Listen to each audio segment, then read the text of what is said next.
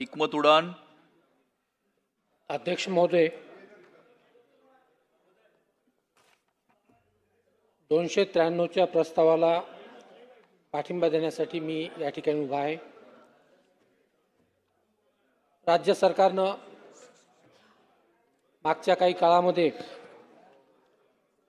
अतिशय चांगल्या अशा प्रकारच्या योजना कृषी क्षेत्रासाठी दिलेल्या आहेत। त्याच्यामध्ये सिंचनासाठीच्या जलयुक्त शिवार आहे, नदीजोड प्रकल्प आहे, अशा बऱ्याचशा योजना शासनाने जाहीर केलेल्या आहेत। दूरदृष्टी योजना जाहीर करत असताना जे काही रखडलेले प्रकल्प आहेत किंवा जे काही अस्तित्वात असणाऱ्या योजना आहेत त्या योजनांकडे आणि त्या योजनांच्या अंमलबजावणीकडे जास्त लक्ष देण्याची गरज आहे, असंही मत मी या ठिकाणी व्यक्त करतो। आता यामध्ये लिहिलेलं आहे की रखडलेल्या सिंचन योजनांच्या माध्यमातून कृषी सिंचन वाढवण्यावर भर देण्यात येत आहे। आता माझ्या मतदारसंघामधल्या जर प्रश्नांचा विचार केला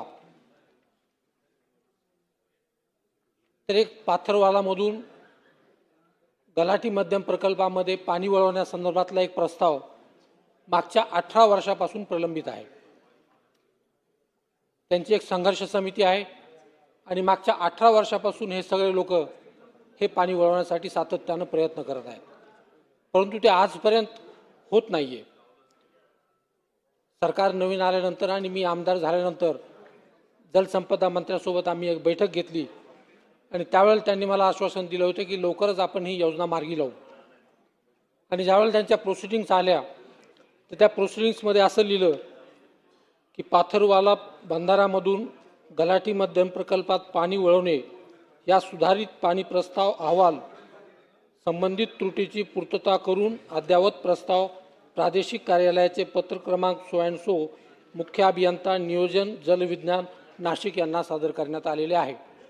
आता नियोजन यांना सादर करून जवळपास 2-3 महिने झाले आहेत।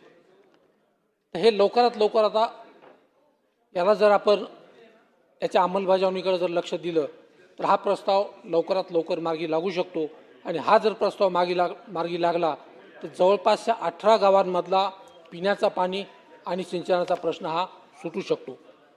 हातवन प्रकल्प आहे माझ्या मतदारसंघामध्ये, त्याची पहिली प्रशासकीय मान्यता 2008 मध्ये झाली होती, म्हणजे जवळपास आता 2025 आहे।